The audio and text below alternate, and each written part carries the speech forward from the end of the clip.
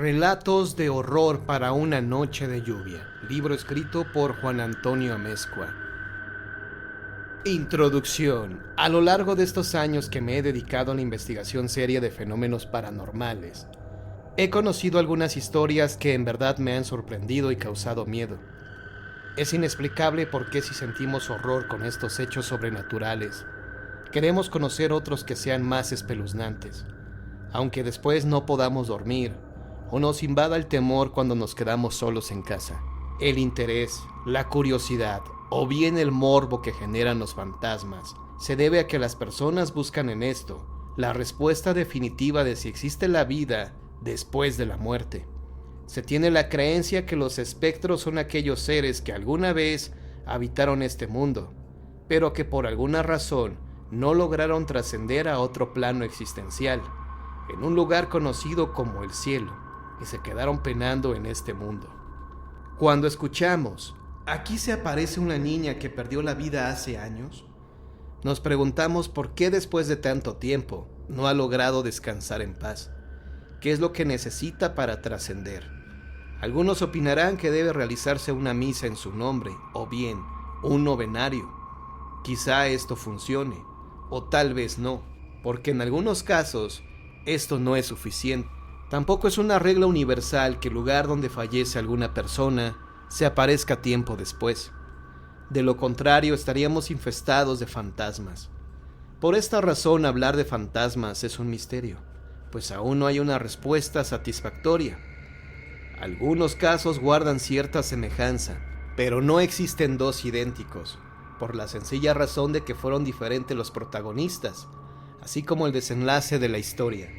En esta obra he incluido relatos de fantasmas que en lo personal considero los más fuertes, aquellos que nunca han aparecido en mis demás libros. Además, haré algunos comentarios sobre estos casos, tratando de dar una explicación satisfactoria, de acuerdo a mis conocimientos en estos temas, del por qué ocurrieron estos hechos.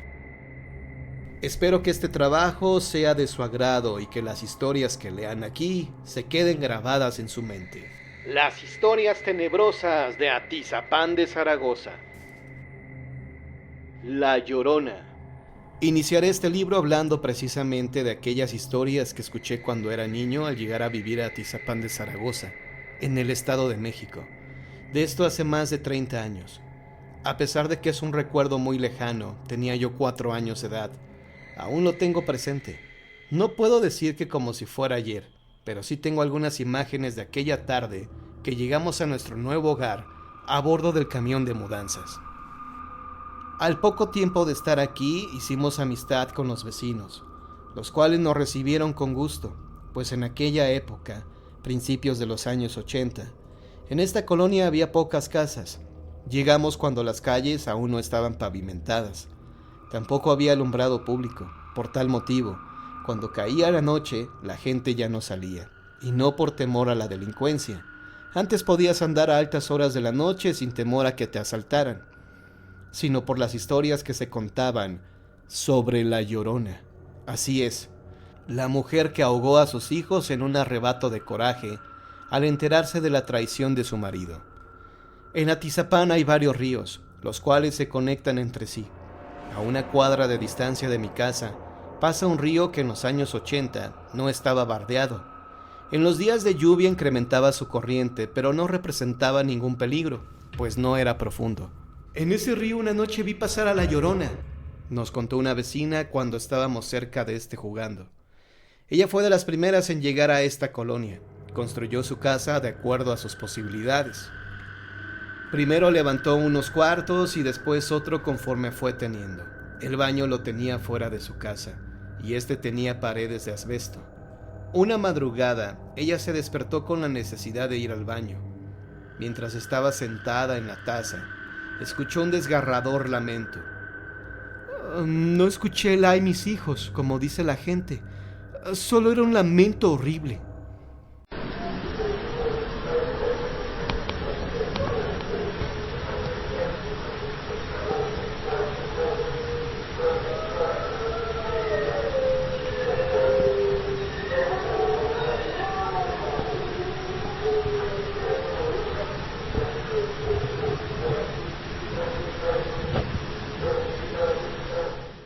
Ella se levantó, ya había terminado, y se asomó por un pequeño orificio que había en una de las láminas.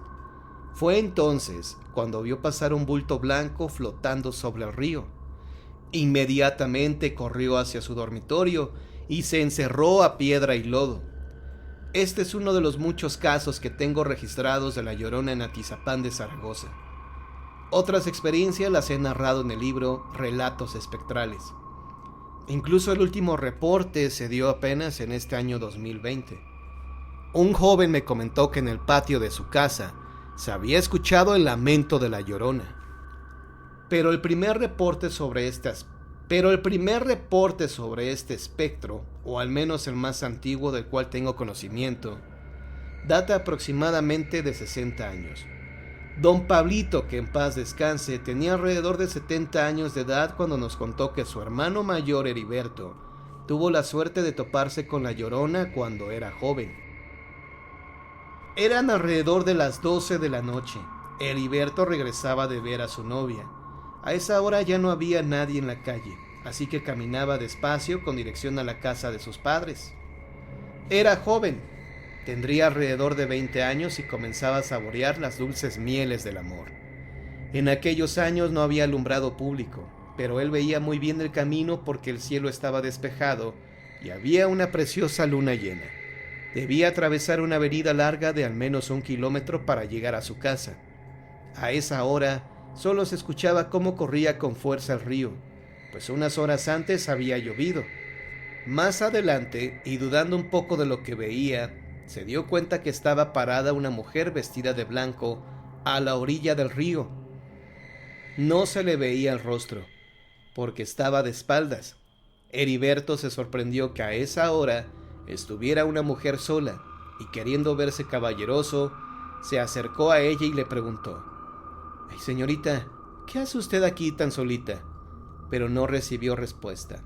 Se acercó más y cuando estaba a unos cuantos pasos de ella, la misteriosa mujer volteó y él se espantó, pues descubrió que tenía el rostro desfigurado. Ella lanzó un desgarrador grito y lo atrapó de un brazo. Heriberto forcejeó con ella y de la fuerte impresión cayó desmayado. A la mañana siguiente, y cuando Heriberto recobró el conocimiento, se dio cuenta que estaba acostado en su cama, con la misma ropa que llevaba la noche anterior. Unas personas que pasaron por ahí en la mañana lo descubrieron acostado a un lado del río y en un acto de generosidad lo llevaron a su casa, creyendo que estaba perdido por el alcohol.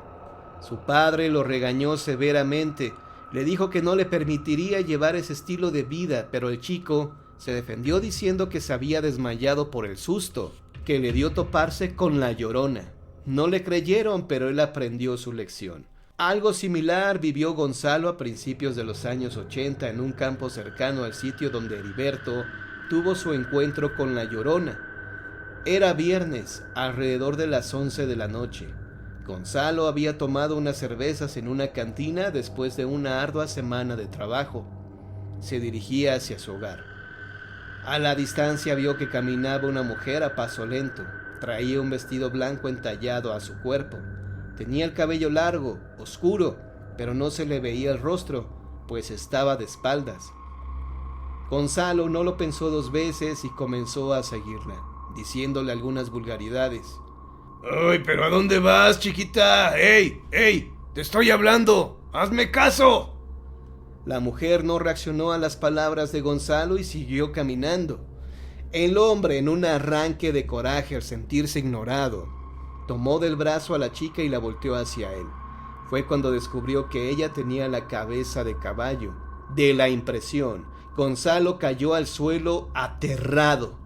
Como pudo, se levantó y echó a correr sin detenerse hasta llegar a su casa. Del campo donde ocurrieron los hechos ya no queda nada, pues varios años después fue comprado al municipio para construir unas bodegas y un centro comercial. Recuerdo que cuando era niño e iba de día de campo con mis hermanos y mis primos a este lugar, sentíamos algo de temor al recordar esta historia que nos habían contado. Por esto procurábamos regresar antes de que oscureciera. La Llorona no sé qué aspecto tenga. Los reportes que han hecho de ella han sido variados. Algunas personas comentan que se le ve flotando sobre los ríos, otros que camina a la orilla. También se ha dicho que no grita el clásico ¡ay mis hijos! Otros afirman sí haber escuchado estas palabras. Esto lo comento por el siguiente caso, que cuando lo escuché, me dejó con la carne de gallina y por una sencilla razón. Ocurrió atrás de mi casa.